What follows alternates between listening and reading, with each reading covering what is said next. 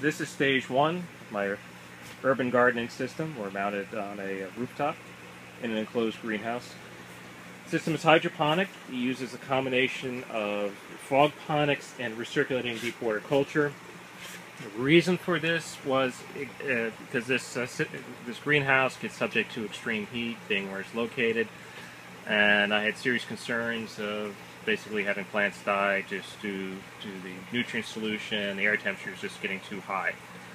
The hope is, let's see, I'll move up here, you can see the fog coming out, is that even if the nutrient solution did go above 75 degrees, the fog would do a much better job of delivering oxygen. The roots would still get enough oxygen that would give them better, heat stress tolerance.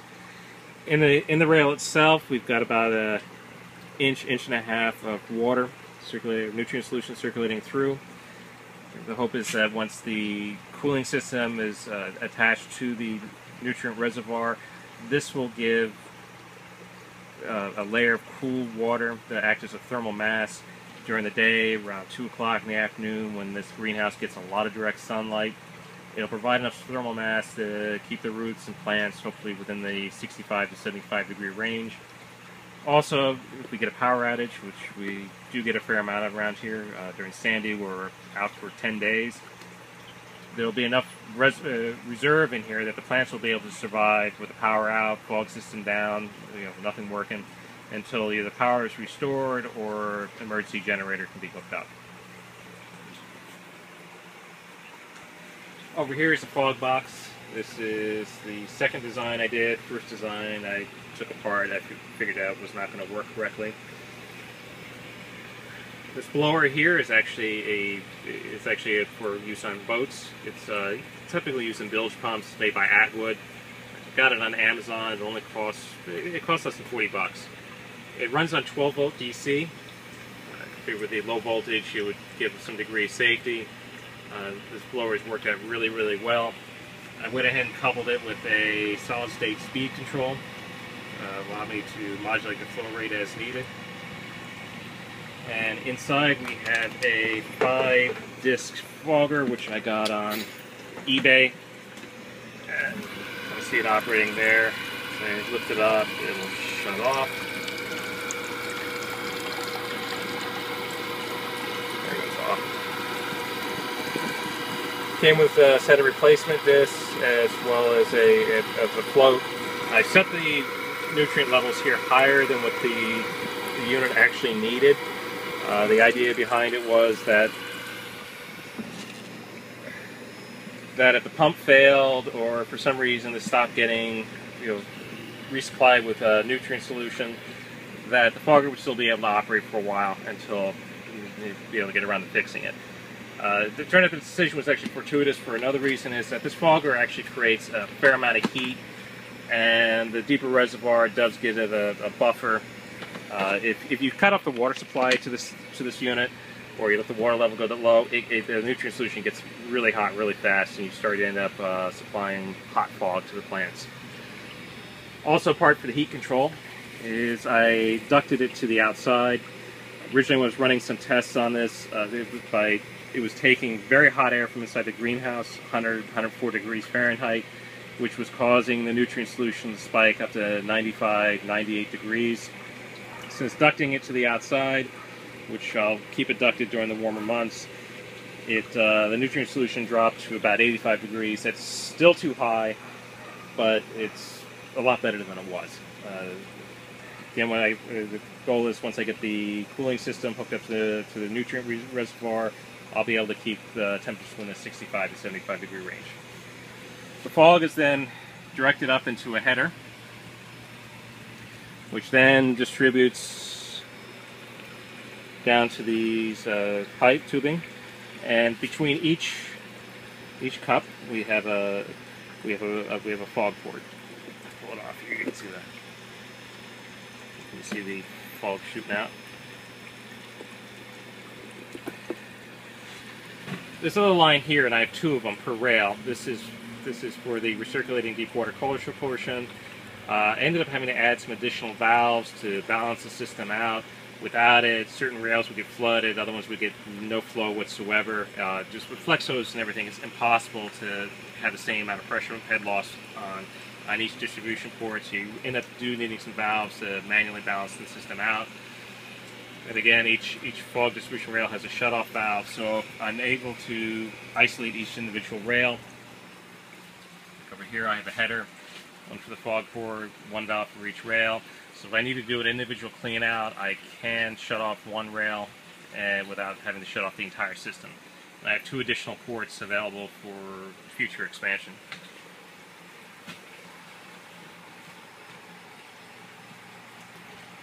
Now, most guys I've seen have done the system, they use 5-inch fence posts for their plant rails. I went ahead with 4-inch.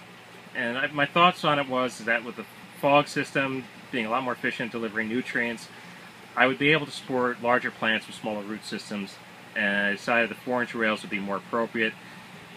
Some other advantages to them is that they're a little less expensive. They come in 6-foot lengths instead of 8. 6 foot's easier for me to work on in the greenhouse. It's the perfect size for this facility. The one problem though is that you can't get your hand down in there to clean out, make adjustments to the drain. So I developed these little end caps here. Just used a gasket I picked up at Lowe's or Home Depot, and I found out the gasket seals a lot better if you coat it in plumber's grease, which is a non-toxic, water potable safe silicone grease.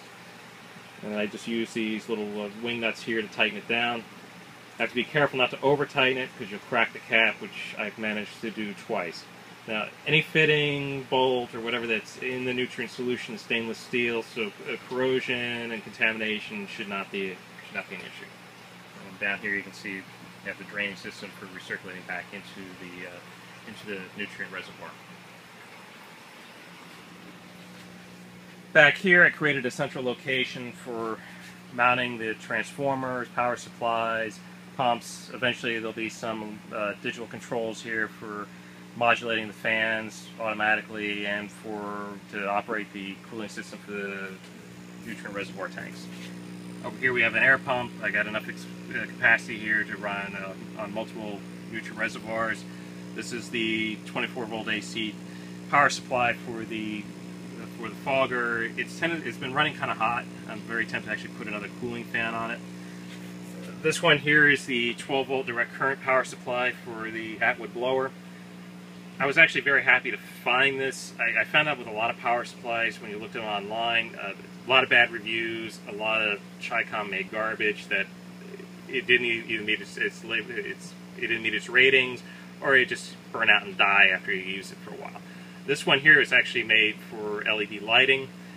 It's actually rated for it's watertight. You could actually mount it outside, which I was tempted to do to help keep it cool. It turns out it's not necessary. This unit's been running really, really cool. This has been very good reviews. It seems to be a very solid made product. It hasn't given me any problems so far. I've been very happy with it. Over here we got the fan system. Moves 600 CFM. The vents at the bottom of the opposite side of the greenhouse. This has been somewhat effective in keeping the temperature down. It just at certain times of the day it still gets overwhelmed. It still gets up to 100 degrees in here. I have it off right now just for sound purposes while doing this video. Now, 2.5 days ago, went ahead and started planting. I was really concerned with the temperatures, and again, not having an effective cooling system available yet, that everything would die even before it even got a chance to sprout. But as you can see here, we actually have a Brussels sprout starting to grow. So even after 2.5 days, the fog system may be working, keeping these cool enough so they can grow. You can see on that one we've got another Brussels sprout going, and also thyme showing signs of life. Other things planted here is dill, several different types of tomatoes, including black crims, which are probably my favorite tomato. We've got Thai chili peppers, pickles, chives.